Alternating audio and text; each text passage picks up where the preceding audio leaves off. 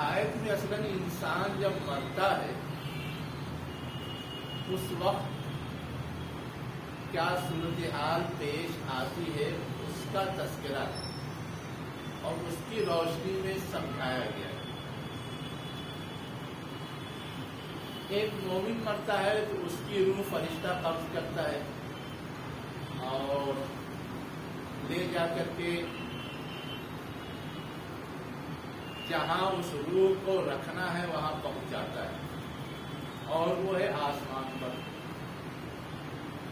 آسمان میں بھی ایک مقام ہے جس کا اشارہ قرآن مجید میں علیین رکھتا ہے۔ اس کے برخلاف جو لوگ کافر اور مشرک ہیں، اللہ کو جھٹلانے والے ہیں، اس کے مقابلے میں بغاوت کرنے والے ہیں، ان کی روح کو بھی وہ قبض کرتا ہے جو ملک الموت ہے، لیکن ان کی روح کو اگر وہ آسمان پہ لے جانا چاہے تو اس کے لیے دروازہ بند ہوتا ہے۔ اسی کا کہ لا تفتح لهم الابواب، اس کے لیے دروازہ کھولا نہیں جاتا، یعنی ان کی روح آ نہیں جا سکتی۔ کیوں نہیں جا سکتی؟ بیہقی کی روایت سے یہ بات معلوم ہوتی ہے کہ وہ روح اپنے برے ریکارڈ کی وجہ سے انتہائی بدبودار ہوتی ہے۔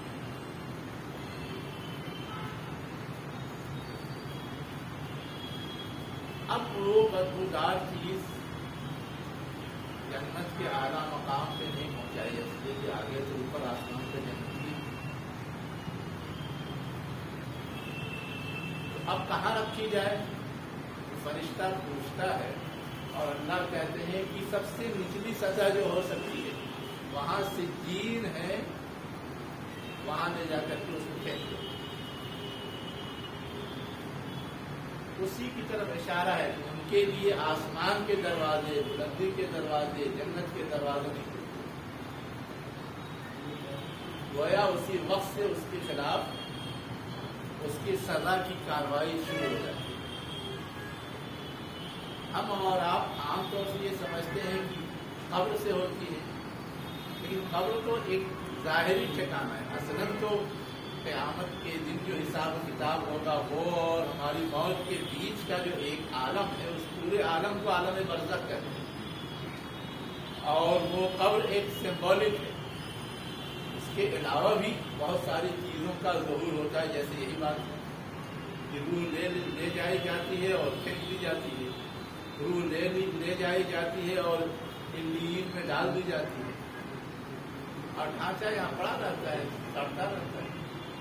اب جب وہ علیین میں ڈال دی جاتی ہے تو ہمیں نہیں معلوم کیا کیفیت ہے، لیکن ہم نے حدیث میں اتنا پڑھا ہے کہ اگر کوئی اچھا ہے تو اس کے لیے جنت کی کھڑکی کھل جاتی ہے، یعنی وہ ایک خوشگوار ماحول میں رہتا ہے، اور جو برا ہے اس کے لیے جہنم کی کھڑکی کھل جاتی ہے، گویا وہ پریشان کن آواز میں رہتا ہے۔ کیا کیا ہوتا ہے نہیں ہوتا واللہ والا، غیب کا معاملہ ہے۔ تو یہاں اسی چیز کی طرف اشارہ ہے کہ دنیا میں تو یہ بڑے بن رہے ہیں، لیکن مرنے کے بعد ساری بڑائی کیا ہوگی؟ ختم ہو جائے گی، اور ایسی ختم ہوگی کہ جیسے گندگی اٹھا کے پھینک دی جاتی ہے ویسے ہی انہیں پھینک دیا جائے گا۔ یہ ظاہری لاش تو زمین میں سڑ گل جاتی ہے، نہیں، جو اللہ کے نیک بندے ہوتے ہیں ان کی لاش تو تھوڑا اچھی کنڈیشن میں ہوتی ہے، جیسے نبیوں کی لاش کو مٹی نہیں کھاتی، شہداء کی لاش بھی محفوظ رہتی ہے۔ شہداء کے لیے کمپلسری نہیں ہے، لیکن آپ کو یہ نہیں معلوم کہ کون شہید واقعی شہید ہے اور کون نہیں ہے۔ عمر فاروق رضی اللہ عنہ کی مطلب ٹانگ نکلی تھی بہت دنوں کے بعد، مطلب اب عمر رضی اللہ عنہ کی نکلی تھی بات، اور صحابہ کی بھی قبر برآمد ہوئی اور بعد میں وہ دوسری جگہ اٹھا کر کے دفن کی گئی۔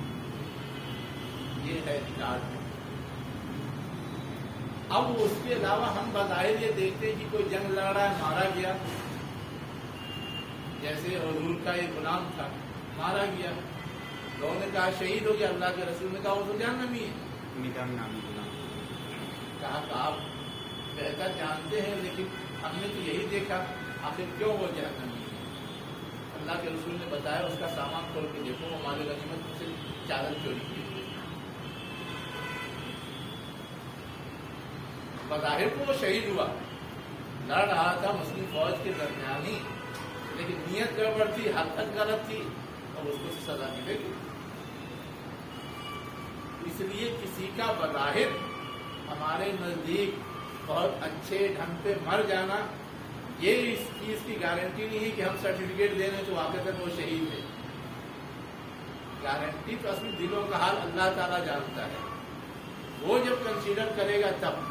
दुनिया में मगर लोग का भी देते हैं अच्छे अमाल देख के जन्नत। हमें तो यही है कि हम जाहिर के लिहाज से किसी पे हुक्म लगाएं, मगर कहना नहीं चाहिए ये चीज। आपको क्या मालूम किस बेस पे आप नहीं कहेंगे? हमको तो जाहिर के लिहाज से हुक्म लगाने का हुक्म है। उनके लिए दुआ कर सकते हैं, मगर जन्नत और जहन्नम हम किसके लिए कर सकते नहीं, लेकिन उसको आप क्यों समझिए, आसानी के लिए बता रहा हूँ। एक शख्स मुनाफिक है ना, लेकिन उसको हम अपना मुसलमान भाई ही कंसीडर करते हैं उसके जाहिर की वजह से, हालांकि वो काफिर से भी बड़ा शरीर होता है, आस्तीन का सांप होता है। अल्लाह के रसूल ने भी अंगेज किया और उनको बाहर नहीं किया, लेकिन कुरान तो कहता है वो जहन्नम की सबसे निचली सतह में होगा। तो हम क्योंकि दिलों का हाल गैब का इल्म नहीं रखते, इसलिए हम कोई हुक्म नहीं लगा सकते। लेकिन अल्लाह ताला आखिरी फैसला, इसीलिए कहा जाता है कि हम कोई फैसला नहीं करें, हम जाहिर के लिहाज से जैसा है वैसा फैसला करें, बाकी हतमी फैसला तो अल्लाह ताला करेगा। ये है ऐसे समझने की चीज। इससे आप समझ गए होंगे, हम लगा सकते हैं, हम बज़ाहिर देख रहे हैं कि अच्छा काम कर रहा है, लेकिन वो गोया गारंटेड नहीं। दुआ की तरह का दुआ के हवाले से भी याद रखिए, जो नाम का मुसलमान है हम उसकी नमाज जनाजा पढ़ सकते हैं। अल्लाह के रसूल के जमाने में कितने बिगड़ैल थे, उनका इंतकाल होता था, आपको जब मालूम होता था तो दो असबाब ऐसे थे जिसमें कभी कभी आप कह देते थे मैं नहीं पढ़ूंगा, तुम लोग जाके पढ़ो। एक तो कर्जदार के हवाले से और एक जो पक्के मुनाफिकीन थे उनके हवाले से, दोनों की शहादतें। हालांकि रईसुल मुनाफिकीन जो था उसकी नमाज जनाजा पढ़ाई, लेकिन उसमें आपको तंबीह की गई जो कुरान मजीद में मौजूद है इसके बाद कि आप चाहे 70 बार उसके लिए मग़फ़िरत करें, उसकी मग़फ़िरत होगी नहीं। इसलिए आइंदा ऐसे लोगों की आप नमाज ना पढ़िए, है ना। तो अल्लाह के रसूल को क्योंकि अल्लाह की तरफ से बता दिया जाता था तो गोया वो पक्की सर्टिफिकेट हो गई, उस पर अल्लाह के रसूल का अगर कोई अमल है तो वो है। लेकिन हमारे पास कोई पक्की सर्टिफिकेट नहीं है, इसलिए हम आम व्यवहार और आम सलूक ही करें। ठीक है, तो अल्लाह के रसूल ने ऐसा किया, लेकिन दूसरों को कहा तुम लोग पढ़ लो, तो हम लोग वही सलूक करेंगे और हम पढ़ेंगे। मेन लीडर को नहीं पढ़ना। हाँ, लेकिन जिसके बारे में दो चार की तरह तकरीबन लोग मुत्तफिक हों कि ये तो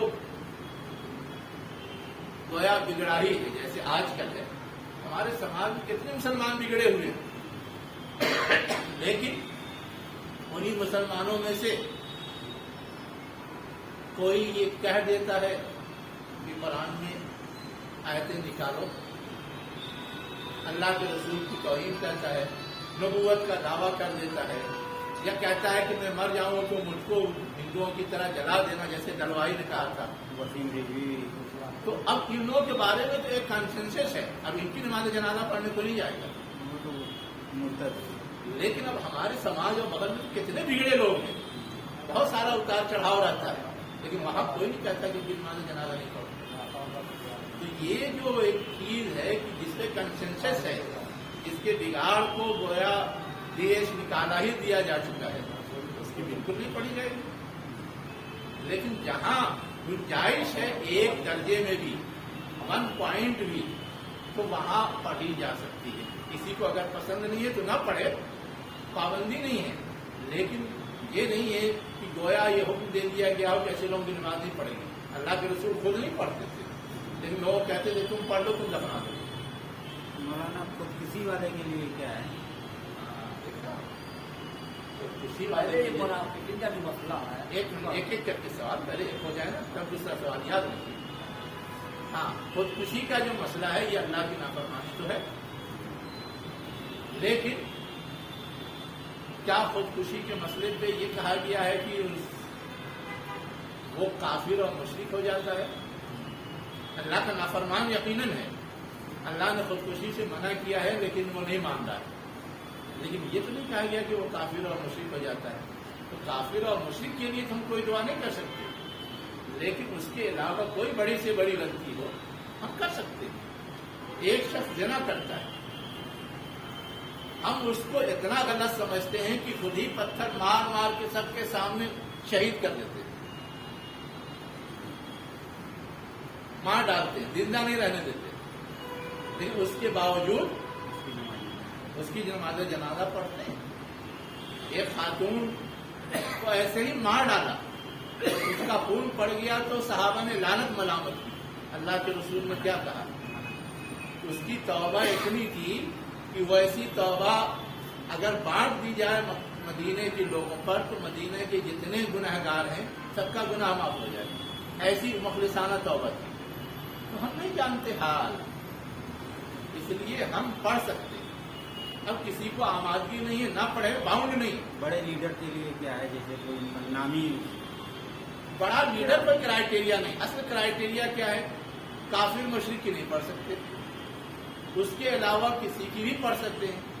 और ये जो मैंने मिसालें दी ये सब मुर्तद है। मुर्तद की नहीं पढ़ सकते, वो काफिर मुशरिक जैसा हो जाता है। तो इस कैटेगरी में जो लोग पहुंच जाएं उनकी नहीं पढ़ेंगे। चाहे वो नाम का मुसलमान है, मुसलमानों के दरमियान रहता है, मुसलमानों जैसी कुछ हरकत करता है।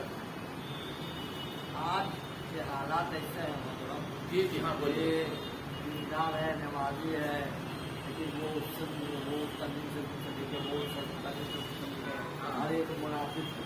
हाँ हमारे क्या मान जाएंगे मुनाफिक है। हाँ तो अल्लाह के रसूल उस वक्त की मद्देनजर रखते हुए हमें इस बात कहा कि तो इस बात कहा कि क्या उन्हें मुनाफिक क्या जाए या उनसे तरह ताल्लुका कर लिया जाए, जबकि अल्लाह के रसूल जिंदगी में कहीं भी ऐसा कोई मामला नहीं आया है। जबकि मुनाफिक नमाज ही पढ़ते थे, अपने किसी को भगाए नहीं, मास्टर से कुछ किया नहीं। जो अल्लाह का मामला है, अल्लाह जो सजा देगा वो अपनी अपनी जगह अल्लाह पर बैठे। हमें इस बात कहा है क्या, जब किसी को मुनाफिक करके उसे दलील रुस्वा करे या निकाल बाहर करे, मास्टर से कुछ करते हैं। पूरी चीजें छोड़ दी। एक मिनट। या अय्युहल्लज़ीना आमनू जाहिदिल कुफ्फार वल मुनाफिकीन वग़लुज़ अलैहिम। कहीं आया कुरान में? क्या मतलब है इसका? है वो लोगों जो ईमान लाए हो, कुफ्फार से जिहाद करो, मुनाफिकीन से जिहाद करो और उन पे सख्त हो जाओ। एक जगह तो ये बात आई है। अब इससे ये नतीजा तो निकलता है कि उनके खिलाफ कोई एक्शन लिया जा सकता है, कार्रवाई की जा सकती है। सख्ती का मतलब यही होगा ना कि उनकी गलत हरकत से उनको रोका जाए, उसके खिलाफ कार्रवाई की जाए। दूसरी जगह ये आया है वहज़रहुम, ये भी कुरान में है, मुनाफिकीन के हवाले से। उनसे चौकन्ना रहो, उनसे होशियार रहो। चौकन्ना और होशियार रहने की शक्ल क्या होगी? उसको हम नवाला प्याला बना के रखें, या कोई जरूरत है तो ठीक है बातचीत होगी, वरना फासला बना रहे, गैप बना रहे, दूरी बनी रहे। तो ये तो उस वक्त कुरान मजीद ने दिया है। इतना अगर हम इसके बारे में हमें अंदाजा है, यकीन है कि वो इस बीमारी का शिकार है, उससे हमें ये रवैया अपनाने की पूरी गुंजाइश है। उसको भी वली उसको भी नहीं बना है ना। अब ये है कि अब उसकी नमाज जनाजा नहीं पढ़ें, उससे बात न करें, उससे किसी तरह का कोई मामला नहीं करें, ऐसी कोई रुकावट नहीं। हम तो कुफार और मुशरिकीन से बैठ के बात करते हैं, मुआहदा करते हैं। सुलह हुदैबिया हुई, किससे हुई थी? तब जिजिया दे दे करके कितने लोग इस्लामी सल्तनत के मातहत बने, सब तो काफिर मुशरिकीन रहते थे ना। तो वो से उतना ताल्लुक तो उनसे हो सकता है और उसमें कोई रुकावट नहीं। लेकिन जहां ये है कि हम महसूस कर रहे हैं कि इनसे तुर्बत बनाने में नुकसान है, वह हज़ार हम चौकन्ना रहिए।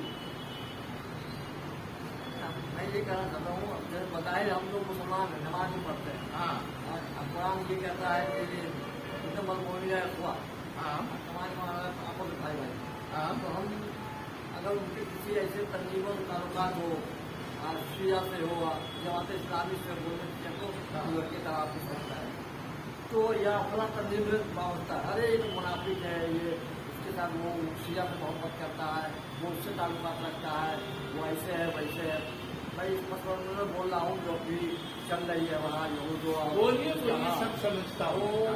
ऐसे माशरे में ऐसे ऐसे हालात पैदा हो रहे हैं कि हम ये भूल ही गए याद का जो है ना, याद का इनकार करना, तो इनवल मोमिन इखवान का जो है ना बिल्कुल ही भूल गए हैं और उसको नजरअंदाज कर दिया माफ नहीं तो असल मसला तो ये है क्या होती है। हमको कुरान में हर तरह के अहवाल के लिए रहनुमाई दी गई।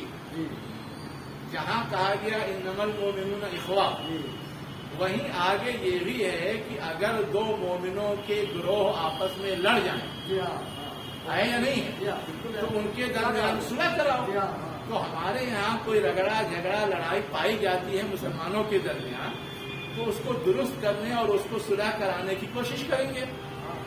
अगला जुमला और है कुरान मजीद में कि उस कोशिश में अगर ये अंदाजा होता है कि जो आदमी हक पर है ना, उसकी बात मानने के लिए दूसरा ग्रुप तैयार नहीं है, लड़ाई कर रहा है, तो हक वाले ग्रुप का साथ दे करके उनसे लड़ना है। ये भी कुरान मजीद में है। अब जब लड़ने के लिए कह दिया गया ऐसे अनासिर से, तो क्या मतलब है इसका? लगा जाए जाहिर है भाई यहाँ तो ये हाल है कि भाई जब से कुरान में जाते हैं जमात इस्लामी के, और जब से 1 मिनट, हाँ। और जमात इस्लामी वो हमदर्दी रखते हैं शिया लोगों से, तो सहाबा को गालियाँ देते हैं, उनको गालियाँ देते हैं, तो ये है तो वो है, ऐसे ऐसे हालात पैदा हो रहे हैं। देखिए ये सब प्रोपेगेंडा है ना। जितने लोग कह रहे हैं उनमें से कोई खड़ा होकर कह दे कि मैंने जमात इस्लामी के इस सुनिए बात सुनिए पहले, मैंने किसी जमात इस्लामी के आदमी को अपने कान से गाली देते हुए सुना है, किसी को भी जमात इस्लामी की बात नहीं कर रहा नहीं। हूँ, आप मिसाल दे रहे हैं ना, लोग नहीं समझ, लोग कह रहे हैं तो लोग प्रोपेगेंडा कर रहे हैं झूठा। शायद आपके दफ्तर कुरान में आता है, हाँ आप जमात इस्लामी के आदमी, हाँ। जमात इस्लामी मैं बिल्कुल जमात इस्लामी का आदमी नहीं हूँ। सुनिए बिल्कुल नहीं है, मैं भी जानता हूँ, हाँ। और आपका ताल्लुक वो शिया लोगों से होते हैं, हमदा से शिया लोग। मेरा ताल्लुक तो सबसे है। तो अरे तो जाने दीजिए, कम टू दी पॉइंट। हो दिया अरे एक बहुत लंबी फंसा हुआ कैसा बात साहब नहीं है, आले हदीस के दरमियान रहते हैं, आजकल उनके यहाँ बाल बहुत है, इसलिए हाँ। परेशान मत कोई बस अरे अपने आप को क्लास बहुत ज्यादा मुलतवी हो जाएगी, ये बहुत बाद में आप कर अगले हफ्ते हो लीजिए। जाएगा यार। चलिए आप सवाल पूरा कीजिए, आप सवाल पूरा कीजिए, मैं बताता हूँ। तो अब वो शिया के हमदर्द है ये जमात इस्लामी वाले लोग, वो जाते हैं, इस तरह की बातें हो रही हैं। सवाल ये है कि ये तो दावा है ना उनका कि अच्छा पूछता हूँ सबूत हो तो सबूत नहीं देते, तो जब नहीं देते तो उनकी बात पर काम धरने की जरूरत क्या है? वो जो गलत बोल रहे हैं, गलत लफ्ज इस्तेमाल करते हैं, वो गलत लफ्ज इस्तेमाल करें, अपनी आपस खराब कर रहे हैं, हमें क्या परेशान होने की जरूरत सब है? करूँ मैं कह रहा हूँ आप सही बात बता दीजिए, उसके बाद आपकी कोई जिम्मेदारी नहीं। चलिए मामा अलैना इल्लल बलाग, सिर्फ पहुंचाना है, उसके आगे ये उलझने की कोई जरूरत नहीं। मैं तो कह रहा हूँ चैलेंज से कि कोई जो इल्जाम लगा रहा है, एक मिसाल पेश कर दे कि किसी जमात इस्लामी के आदमी ने किसी को गाली दी। इल्जाम लगाते हैं ना, गाली देते हैं, गाली दूसरे देते हैं, कोई गाली देते हैं, शिया भी गाली देता है, किसी शिया से गाली देते हुए अगर सुना हो उसकी भी मिसाल दे, वो शिया के कारण पकड़ लिया जाएगा। शिया तो मतलब कि वो मुमिन है आगे, और आप वो अपना अगर ये सब किताब में लिखी हुई बात आप पढ़ते हैं, सुनते हैं, किसी शिया से मिल के देखिए, उनके साथ बैठ के बात करके देखिए, उनसे बहस मुबाहिसा करके देखिए। सुनी सुनाई बातें सुनेंगे ना तो बहुत लिखने के लिए तो पता नहीं कौन क्या लिखता है, और लिख गया और आइंदा भी लिखता रहेगा, आपस में झगड़े रगड़े पैदा करने के लिए, लेकिन उसकी हैसियत सनद की नहीं होती। अखबारात में कितना आता रहता है, बहुत सारी चीजों की जब तहकीक की जाती है तो पता चलता है फेक है, झूठ है, गलत है, ये है वो है। हिंदुस्तानी बेशतर मुसलमान मुखालिफ नेताओं ने یہ پروپیگنڈا کیا کہ مدارس جو ہیں کیا ہیں دہشت گردی کرتے ہیں، کیا جانتے ہیں آپ؟ حکومتی مشینری نے سارے مدارس کا، خاص طور سے یہ یو پی بہار کے بارڈر پہ جتنے سروے کروایا، وہ بھی کس کی نگرانی میں؟ اس وقت وزیر داخلہ تھے اڈوانی، اس کی نگرانی میں۔ لیکن جب اس کی رپورٹ آئی، اڈوانی نے پارلیمنٹ میں کھڑے ہو کر کے یہ رپورٹ پیش کی کہ ہم نے سروے کروایا، ہمیں دہشت گردی کا کوئی ثبوت کہیں نہیں ملا، اور سب کھڑے ہو کے چلاتے تھے، اڈوانی بھی چلاتا تھا۔ تو ایسے پروپیگنڈا وہ کیا کریں گے؟ میں سمجھنے کے لیے مثال دے رہا ہوں۔ چلیے ہم لوگ یہ پڑھ رہے تھے کہ جو بدکردار اور گھمنڈی لوگ ہیں، اللہ کے مقابلے میں بغاوت کرتے ہیں، ان کی روحوں کے ساتھ کیا سلوک ہوگا اور ان کی سزا کا سلسلہ موت کے بعد ہی شروع ہو جاتا ہے۔ اس کے بعد اگلی آیت میں کیا کہا گیا؟ لہم من جہنم مہاد۔ مولانا ایک مثال دی گئی ہے، ہاں وہ طالب بن محال والی، ہاں تو سوئی کے ناکے سے مطلب اونٹ نہ گزر جائے جب تک۔ اصل میں ہے کہ جو چیز ناممکن ہوتی اس کے لیے یہ محاوراتی زبان ہے کہ سوئی کا ناکا بہت باریک سوراخ ہوتا ہے اور اونٹ ایک بڑا لمبا چوڑا جانور ہے، وہ اس ناکے میں داخل نہیں ہو سکتا۔ جیسے وہ ناممکن ہے ویسے ہی کسی کافر اور مشرک کا جنت میں داخل ہونا ناممکن ہے۔ یہ تو محاوراتی مثال کے ذریعے سمجھایا گیا۔ اصولی طور پہ ہم سب لوگ تو پہلے سے جانتے ہیں کہ جنت میں داخلے کے لیے ایمان شرط ہے۔ اب جو کافر ہے اس کے پاس تو ایمان نہیں ہے۔ ایمان کا مطلب ہے اللہ کو ایک تسلیم کرنا۔ ایک تسلیم کرنے کا مطلب ہے کہ ہم اس کو معبود مان رہے ہیں، ہم اس کو اپنے آپ کو اس کا بندہ اور غلام مان رہے ہیں۔ اب جو بڑا بن رہا ہے تو وہ تو گویا اپنے آپ کو بڑا بنا رہا ہے، اللہ کو بڑا نہیں مان رہا ہے، اللہ کو معبود نہیں مان رہا ہے، اس لیے اس کے بھی جنت میں داخل ہونے کا کوئی سوال نہیں پیدا ہوتا۔ یہ سب تو سمجھ میں آ رہا ہے، ٹھیک ہے؟ اور یہ ایسا کرنے والے سب کیا ہیں؟ مجرم ہیں، غلط کار ہیں، گناہ گار ہیں، ان کو اسی طرح بدلہ دیا جاتا ہے۔ یہ جو اسی طرح کا لفظ استعمال کیا گیا اس کو بھی سمجھیے کہ یہی کل بدلہ نہیں ہے، یہ بدلے کی ایک مثال ہے، ایک قسم ہے، ایک پارٹ ہے۔ ایسے پتہ نہیں کتنے بدلے ان کو دیے جائیں گے، کتنی سزائیں دی جائیں گی، کتنا ان کو رسوا کیا جائے گا، اس کی کوئی حد نہیں۔ کچھ چیزوں کا تذکرہ قرآن مجید میں جہنم میں کیا کیا ہو، لیکن ہر چیز کا تذکرہ نہیں ہے جہنم میں۔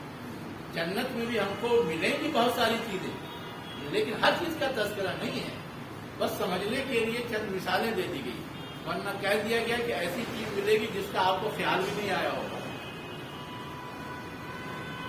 اتنا ملے گا جتنا آپ طلب بھی نہیں کر سکتے۔ اب قرآن میں تو جو چیز بیان کی گئی اس کا خیال تو ہم کو آتا ہے روزمرہ کی زندگی میں، اتنے کی طلب تو ہوتی ہے، اچھا محل ہو، اچھا مکان ہو، خوش و خرم خاندان ہو، جو بھی ہو۔ آگے کیا کہا جا رہا ہے؟ لہم من جہنم مہاد، ان کے لیے جہنم سے کیا ہوگا؟ مہاد ہوگا۔ مہد بولتے ہیں اس جگہ کو جہاں آرام ملتا ہے۔ اس نے دیا ترجمہ بچھونا۔ بچھونا تو وہی ہے نا، آپ اس پہ سو جائیے تو آپ کو پورا آرام نہیں ملے گا، یہیں بستر بچھا لیجیے تو خوب آرام ملے گا۔ وہی تو میں سمجھا رہا تھا کہ مہد کہتے ہیں اس جگہ کو جہاں انسان کو آرام ملتا ہے۔ جیسے بہت مشہور حدیث ہے نا، اطلب العلم من المہد الی اللحد، ماں کی گود سے کہاں تک؟ قبر تک۔ لحد بولتے ہیں قبر کو، قبر کی ایک قسم ہے جو سائڈ میں کھود کر کے بنائی جاتی ہے، وہاں تک علم حاصل کرو۔ اب وہاں مہد کا مطلب کیا ہے؟ ماں کا گود ایسا ٹھکانہ ہوتا ہے جہاں بچے کو سکون و آرام ملتا ہے، ذرا ہٹا کے کنارے ڈال دے چیخنا چلانا شروع کر دیتا ہے۔ تو یہ ہے مہد کا مطلب، اسی سے بنا ہوا یہ لفظ ہے مہاد۔ अब लोग तर्जुमा बिस्तर बिछौना या इस तरह के जितने अल्फाज हम लोग अपनी ज़बान में इस्तेमाल करते हैं उससे तर्जुमा कर देते हैं। तो अब क्या है, उनके लिए जहन्नम में से क्या होगा, बिछौना होगा।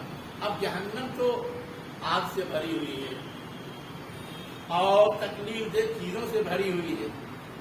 अब वैसा बिछौना मिलेगा तो आराम हासिल होगा, ये समझाया गया है। उसके बाद क्या कहा गया, वह मिन फौक़िहिम गवाश, उस बिस्तर के ऊपर छा जाने वाली चीजें होंगी।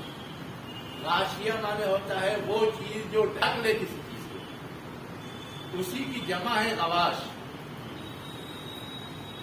अब हम लोग सो जाते हैं तो कभी कभी लगता है नीचे से तो बिस्तर है, आराम मिलता है, ऊपर से कीड़े मकोड़े आके काटेंगे तो चादर ओढ़ते हैं, ढक लेते हैं तो कीड़े मकोड़ों की अजियत से बच जाते हैं।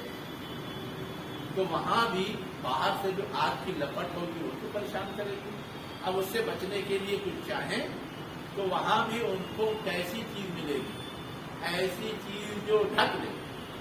अब ढकने का मतलब क्या होता है, खुली आग हो तो उसकी तपिश फैल जाती है, गर्मी कम लगती है, लेकिन पैक आग हो है ना तो उसकी तपिश फैलती नहीं, उसमें जलाने की सलाहियत ज्यादा होती है, उसकी हरारत और तपिश ज्यादा होती है। तो ये जो कहा गया मिन फौक़िहिम गवाश का मतलब ये है कि एक तो बिछौना गैर आरामदेह मिलेगा और ऊपर से गोया ऐसी चीजें होंगी जिससे ढक दिया जाएगा, तो उसमें जो आराम मिलने वाली चीज है उसके बजाय तकलीफ में मजीद इजाफा हो जाएगा। और जहन्नम में तो आग ही होगा, आग ही की कोई चीज होगी जिससे ढक दिया जाएगा, चाहे वो आग की चादर हो। यहां सिफाती लफ्ज इस्तेमाल किया गया है ताकि ये समझाया जा सके कि वो अजियतनाक होगा, महदूद नहीं किया गया, उसकी कोई भी शक्ल हो सकती, इसलिए ये ऐसा लफ्ज इस्तेमाल किया। अब आगे क्या कहा, कज़ालिका नजज़ी ज़ालिमीन, इसी तरह हम क्या करते हैं, ज़ालिमों को बदला देते हैं। अब ऊपर कहा गया मुजरिमीन और नीचे कहा गया ज़ालिमीन, कोई फर्क है? और दोनों जगह कहा जा रहा है कज़ालिका नजज़िल मुजरिमीन, कज़ालिका नजज़ी ज़ालिमीन, पैटर्न एक है, लेकिन किसको बदला दिया जा रहा है उसके लिए दो अलग अलग ताबीर है, अलग अलग अंदाज। और क्यों ये दो अलग अलग अंदाज है? जुल्म का ताल्लुक बढ़ने से है जो दूसरे तक दराज होता है। जुल्म का ताल्लुक जरूरी नहीं है कि दूसरों तक जाए। हम बैठ के शराब पीते हैं, दूसरों का क्या बिगड़ रहा है ना? हम बैठ के गीबत करते हैं, दूसरों का क्या बिगड़ रहा है? इसे गीबत करने से किसी को नुकसान तो नहीं पहुंच जाता। तो ऐसी हरकत जो इंफरादी दायरा असर तक हो और वो गलत हो तो वो जुर्म है, लेकिन ऐसी हरकत जिसका नुकसान अपनी जाति तक नहीं हो, दूसरे को भी पहुंच रहा हो, वो जुल्म हो जाता है।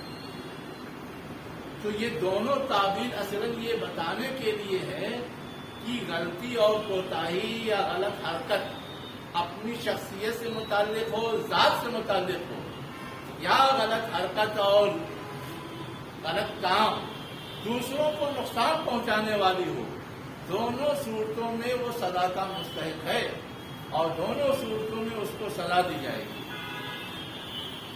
ठीक? और सजा की जो नौइयत रखी गई है उस नौइयत को भी आप समझिए। ऊपर तो ये कहा गया जन्नत में दाखिल नहीं होगा, महरूम कर दिया जाएगा, जहन्नम में डाला जाएगा, इतनी बात कही गई। उसके आगे और कुछ नहीं कहा गया। और यहां उससे आगे कहा जा रहा है कि जहन्नम में डाला जाना खुद एक सजा है, लेकिन वहां सजा का बढ़ा चढ़ा के दिया जाना, मसलन बिछौना गैर आरामदेह हो, ढक दिया जाए, उसकी सजा और बढ़ गई ना। तो ये जुर्म चूंकि बड़ा है इसलिए उसकी सजा बढ़ जाएगी। और ये जुर्म इसके मुकाबले में छोटा है तो वो भी जुर्म इसके मुकाबले में छोटा है तो वो सजा हल्की होगी। یہ تو میں نے لفظ میں بتایا، مثال میں سمجھنا چاہے تو سمجھیے، ایمان نہ لانا ایک جرم ہے جو حضور کے چچا ابو طالب نے کیا، ایمان نہیں لائے۔ اس میں بھی مولانا ایک منٹ پہلے میری بات سن لیجیے پھر سوال کیجیے، میں سمجھ رہا ہوں کیا سوال کر رہے ہیں، ہے نا؟ تو آپ کے چچا تھے، ایمان نہیں لائے اور ایمان نہ لانے کی وجہ سے جہنم رسید ہوں گے اور جہنم میں ان کو سزا دی جائے گی، لیکن اللہ کے رسول نے یہ بھی وضاحت کی کہ بہت ہلکی سزا دی جائے گی، ہے نا؟ لیکن وہیں پر آپ ہی کے چچا ابو لہب تھے، دنیا میں کتنا رسوا اور ذلیل ہوا اور کس بدترین صورتحال میں گیا، اور قیامت کی جہنم میں بھی اس کی سزا کتنی شدید ہوگی ہم اور آپ سوچ سکتے ہیں، اس کے لیے پوری آیت اتر گئی ہے نا؟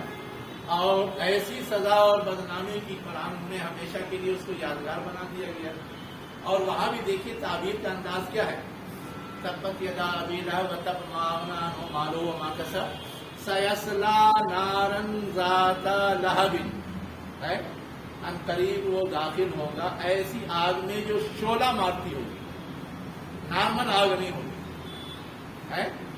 اس کے بعد کیا ہے، تطلع علی الافئدہ، دلوں پہ کیا ہوگی، پہنچنے والی ہوگی، یعنی اتنا جلائے گی کہ دل تک پہنچ جائے گی، بالکل سیف مقام میں انسان کا دل ہوتا ہے بدن کے اندر، سب سے لاسٹ میں جلتا ہے، پہلے چمڑی جلتی ہے، چربی جلتی ہے، گوشت جلتا ہے، پھر وہ جلتا ہے۔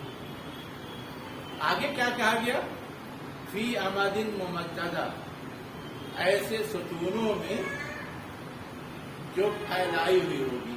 اب یہ ساری تعبیریں جو ہیں اس کی سزا کی سنگینی کو بتانے کے لیے، تو اب ان دونوں سے آپ سمجھ سکتے ہیں، ایک ہے عام مجرم اور ایک ہے خاص مجرم، تو اس کی عملی مثال یہ ہے اور دونوں میں فرق ہے۔ ہاں اب آپ سوال کیجیے کیا کر رہے ہیں؟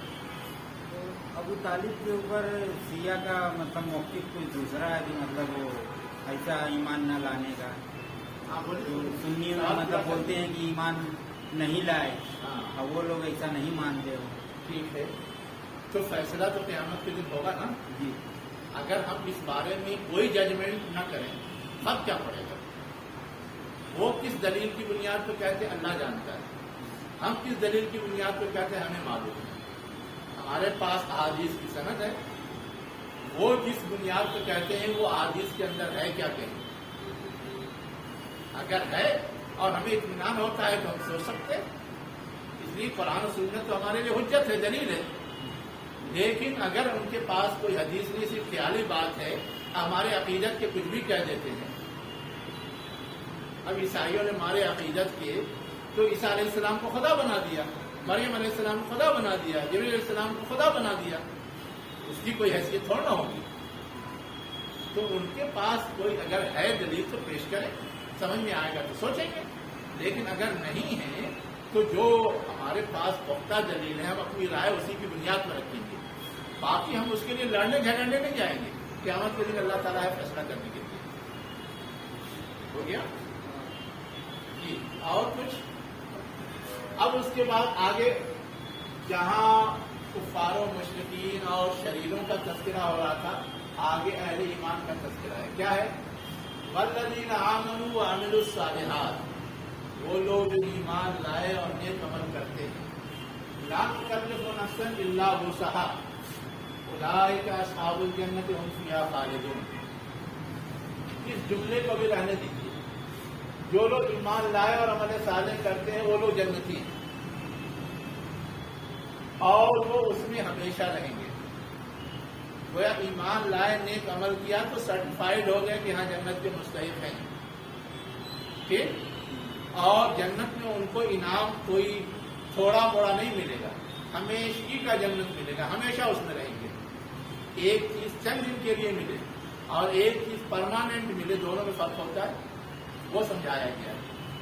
اب یہ جو جملہ ہے لا نکلف نفسا الا وسعها، اس کا ترجمہ کیا ہے؟ اللہ تعالی کسی جان پر बोझ नहीं डालता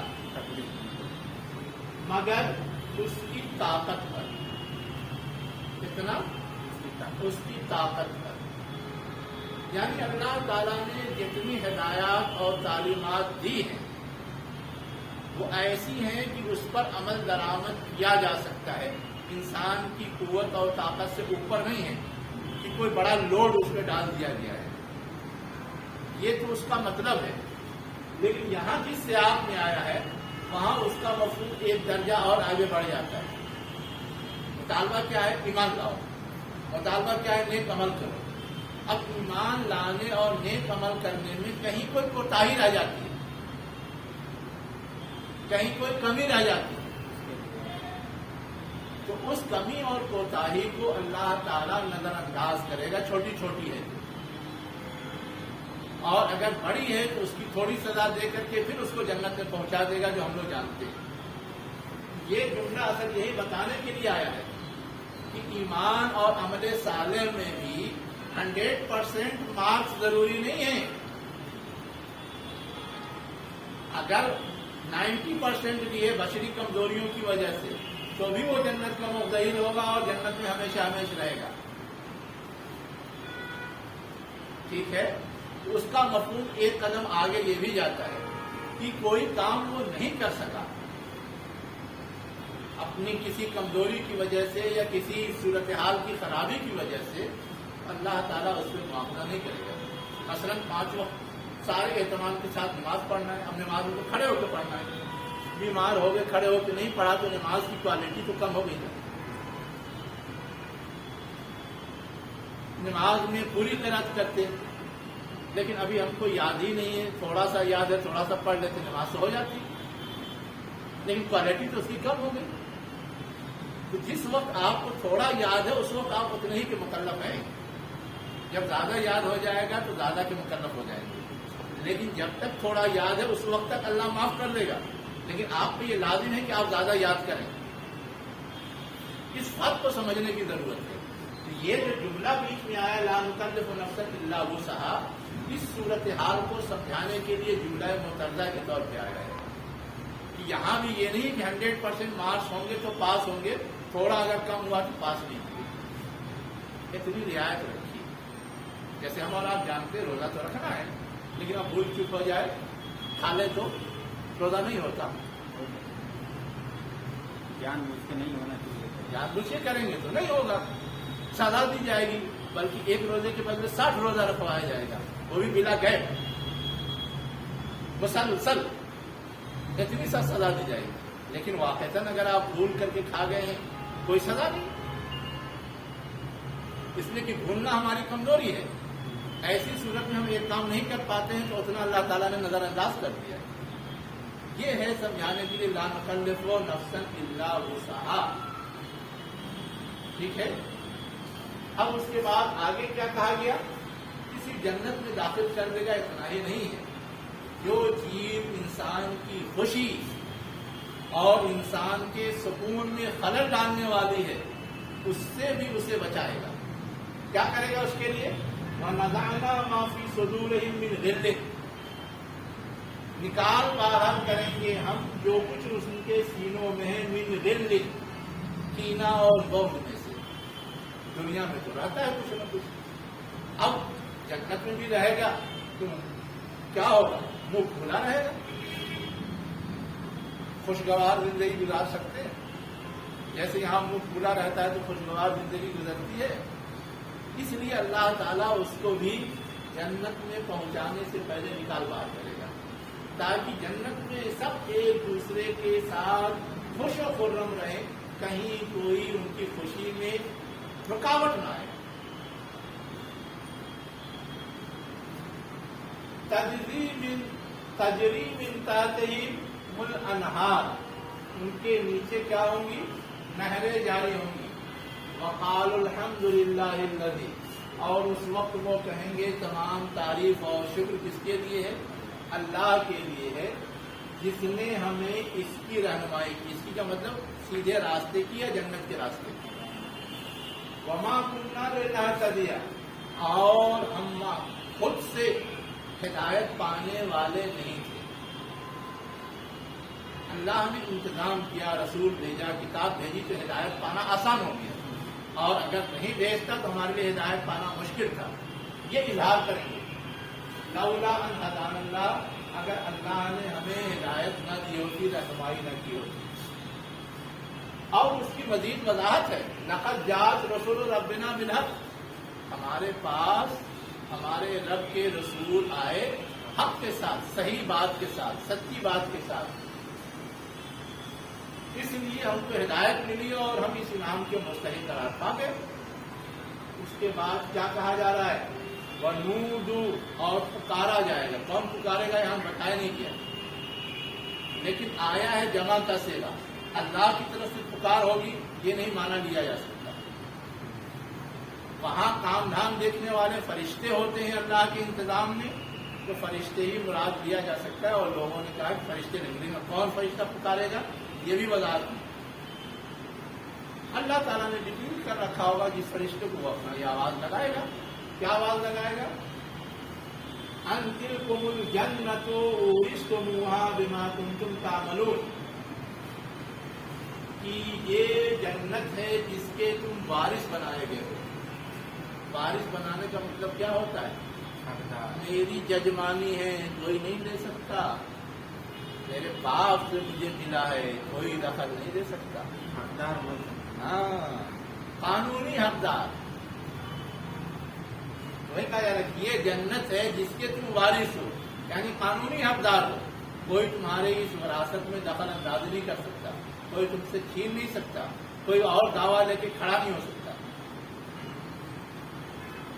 کیوں اللہ تعالیٰ نے تم کو یہ دیا ہے؟ بما کنتم تعملون، اس کے بدلے جو تم دنیا میں کرتے تھے.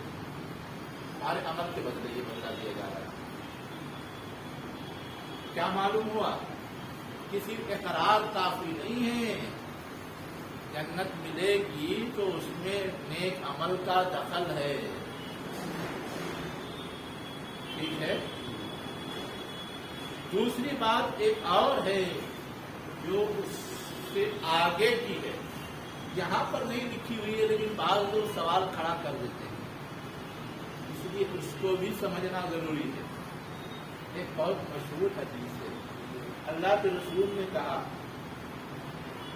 کہ انسان کتنا بھی اچھا بن جائے، نیک بن جائے، لیکن اپنے عمل کے بدولت وہ جنت کا حقدار نہیں ہوگا. اللہ کی رحمت، اللہ کے فضل و کرم کی بدولت ہوگا.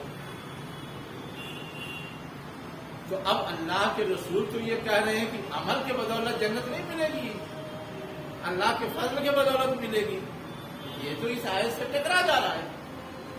بہت ساری آیتیں، بہت ساری کون سی آیت ہے جس سے ثابت کیا جا سکے کہ اللہ کے رسول نے جو کہا تھا وہی صحیح ہے؟ نہیں، یہ تمہارے اعمال کے بدلہ ہے، تمہارے اس کے بدلہ ہے، یہ تو چل رہا. وہ سب صحیح، وہ بات تو ہم نے مان لی، لیکن اب یہ حدیث ٹکرا رہی ہے تو حدیث کو غلط کہیں کیا نعوذ باللہ، یا اور کچھ اس کا معنی مطلب ہوگا.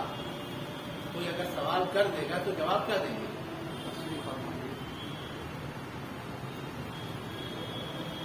اب دیکھیے، تھوڑا سا غور کریں، دونوں میں کوئی تضاد نہیں، لیکن ہم لوگ تھوڑا غور فکر کم کرتے ہیں. بدلہ کا مطلب یہ ہوتا ہے کہ جتنا آپ نے کیا ہے اتنا ہی برابر کا ملے ہے نا. اور ہم لوگ جانتے ہیں قصاص کا اصول ہی وہی ہے. کسی نے انگلی کاٹی ہے تو ہم اس کی انگلی کاٹ سکتے ہیں، اس کا ہاتھ تو نہیں کاٹ سکتے. یہی نا بدلہ ہوگا. کسی نے میرا 1000 چرایا ہے تو اس سے ہم واپس 1000 ہی لے سکتے ہیں، یہ نہیں کہیں گے 10,000 دو. یہی نا ہے. تو ہم نے دنیا میں جو کچھ عمل کیا ہے اس کا بدلہ اگر ایک غلطی بھی نہیں کی اور 1 سیکنڈ بھی غلطی نہیں کی تو زیادہ سے زیادہ کیا ہوگا؟ 60-70 سال عمر ہے، 60-70 سال آپ کو ملے جنت. ہمیشہ ہمیشہ کی جنت کے حقدار آپ کیسے ہیں؟ لیکن اللہ تو کہہ رہا ہے ہمیشہ ہمیشہ کی جنت دوں گا. اب یہ ہے کہ آپ نے تھوڑا عمل کیا اور اس کا بدلہ اللہ تعالیٰ اتنا بڑا دے رہا ہے کہ یہ بڑا بدلہ فضل ہے اس کا، ورنہ آپ کے عمل کا بدلہ اتنا ہی تھا جتنا آپ لے کے جا رہے ہیں. اللہ کے رسول نے جو چیز سمجھائی اس حدیث میں وہ یہ سمجھائی ہے کہ کوئی یہ نہ سمجھے کہ میں نے نیک عمل کیا ہے اس کا بدلہ جنت ہے، اس کا بدلہ نہیں ہے جنت، وہ جنت اس سے آگے کی چیز ہے۔ یقیناً جنت تک پہنچنے کے لیے آپ نے راستہ ہموار کیا ہے، کچھ ہاتھ پیر مارا ہے، لیکن جیسی جنت آپ کو دی جا رہی ہے قانونی اور اصولی طور پر اس کا استحقاق نہیں بنتا، وہ صرف اللہ کا فضل ہے کہ آپ کو ویسی جنت عطا کی جا رہی ہے۔ اس کے علاوہ اچھے اعمال بھی ہیں، غلط اعمال بھی بہت اعمال ہیں، وہ سب صحیح۔ تو اس کے بعد صحابہ ایک اور سوال محمد صلی اللہ علیہ وسلم سے کرتے ہیں ہاں کہ کیا آپ بھی؟ ہاں۔ کہ ہاں میں بالکل بھی۔ بالکل، اس لیے کہ جیسے ہماری عمر 60-70 سال ہے ویسے اللہ کی عمر بھی 63 سال، وہ معصوم تھے، کوئی غلطی نہیں ہوئی، تو بھی حقدار کتنے دن کے؟ 63 سال انعام کے حقدار نا، جنت کا اعلیٰ سے اعلیٰ مقام بھی دے دیا ہے تو بھی 63 سال نا، خالدون کے حقدار تو نہیں ہو جاتے۔ اللہ کے رسول نے جو بات کی وہ اسی وجہ سے کہی ہے، اس کو اس طرح سمجھیں تو پھر کوئی تضاد نہیں نظر آئے گا، کوئی اختلاف نہیں نظر آئے گا، کوئی انہونی سی بات نہیں لگے گی، سب معقول بات لگے گی، یہ ہے سمجھنے کی بات۔ اب اس کے بعد یہاں ایک اگلا منظر اور پیش کیا گیا ہے۔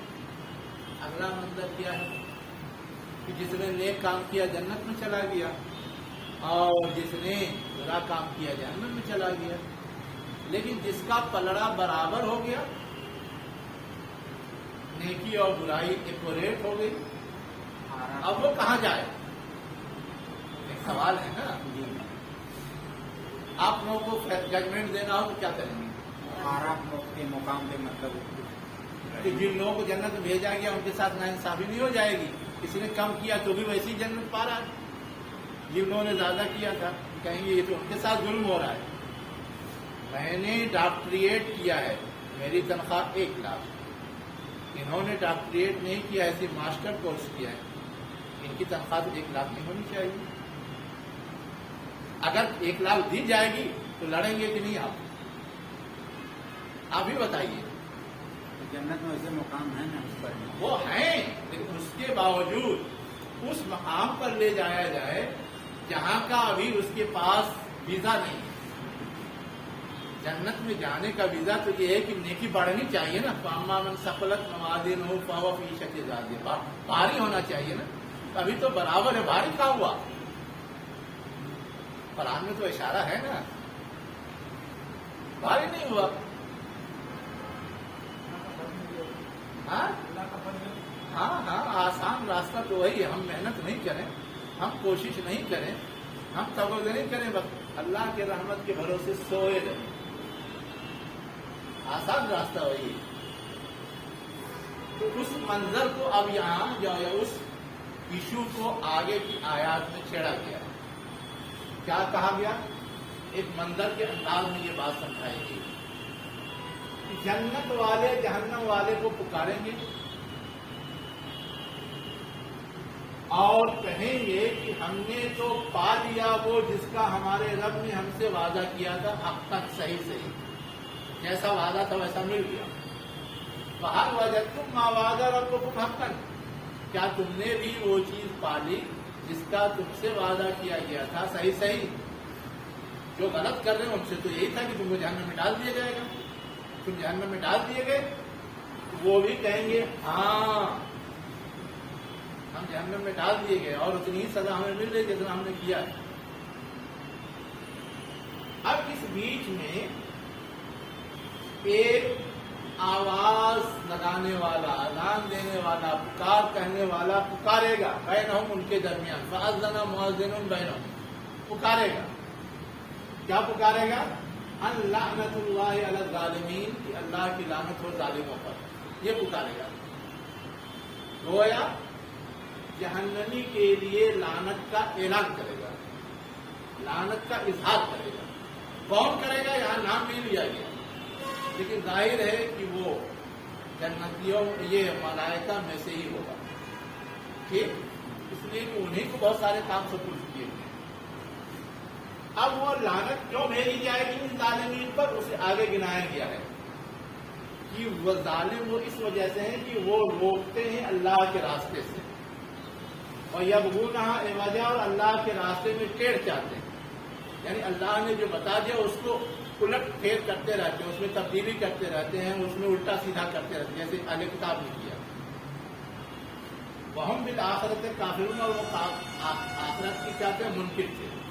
یہ ان کے 3 جرائم گنائے گئے: اللہ کے راستے سے روکنا رکنا، اللہ کے راستے میں تبدیلی کرنا، گھٹانا بڑھانا، بگاڑ پیدا کرنا، اور آخرت کا انکار کرنا۔ یہ 3 جرائم ہیں جس کی وجہ سے ان پر لعنت ہوگی۔ اس کے بعد کیا کہا جا رہا ہے؟ وَبَيْنَهُمَا حجاب، اور ان کے درمیان کیا ہوگا؟ آڑ ڈال دی جائے گی، پردہ ڈال دیا جائے گا۔ یعنی یہ دونوں الگ الگ گروپ ہیں، ان دونوں کو اب ایک دوسرے سے بہت زیادہ اٹیچ ہونے کی ضرورت نہیں، سب اپنے اپنے ٹھکانے پہنچ گئے۔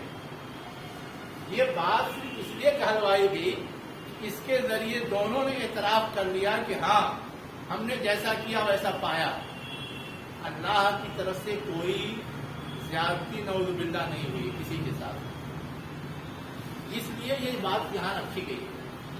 اس کے بعد آگے ان لوگوں کا تذکرہ ہے جو میں نے آپ کو بتایا تھا، برابر سرابر ہو تو کیا ہوگا۔ کہا جا رہا ہے وَعَلَى الْأَعْرَافِ رِجَالٌ، آراف پر کیا ہوں گے؟ کچھ لوگ ہوں گے۔ اب عرف مانے ہوتا ہے جانی پہچانی چیز، اب جانی پہچانی چیز وہ ہوتی ہے جو ابھری ہوئی ہوتی ہے، جیسے مرغی کی کلغی ہوتی ہے، مرغا ہوتی ہے، اس کو عرف بولتے ہیں عربی زبان میں۔ گھوڑے کے گردن پہ یہاں بال اٹھا ہوا ہوتا ہے اور دوڑنے میں خوب ادھر ادھر جاتا ہے، وہ ایک نمایاں چیز ہوتی ہے، یا اونٹ کے پہان ہوتا ہے، گردن کے پاس ابھرا ہوا ہوتا ہے، اصلاً اس کو بولتے ہیں عرف، پہاڑ کی چوٹی کو بولتے ہیں عرف، اسی کی جمع ہے آراف۔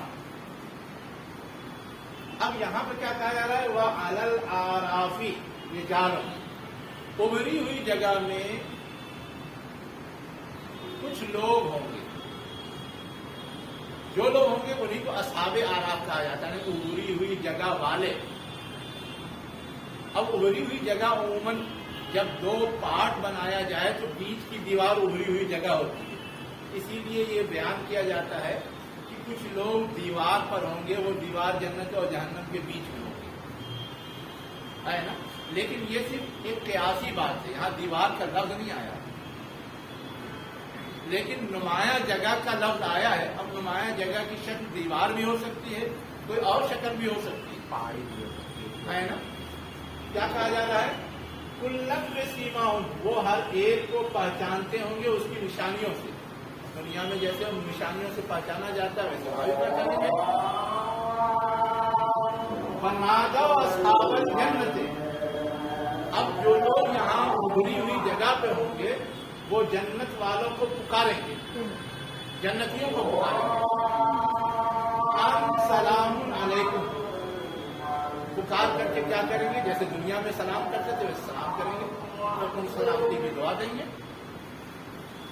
لم يدخلوها وهم يطمعون، یہ جو لوگ پکاریں گے وہ جنت میں داخل نہیں ہوئے ہوں گے، ویٹنگ لسٹ میں ہوں گے، البتہ چاہ رہے ہوں گے کہ میرا ریزرویشن کنفرم ہو جائے، مجھے جنت مل جائے۔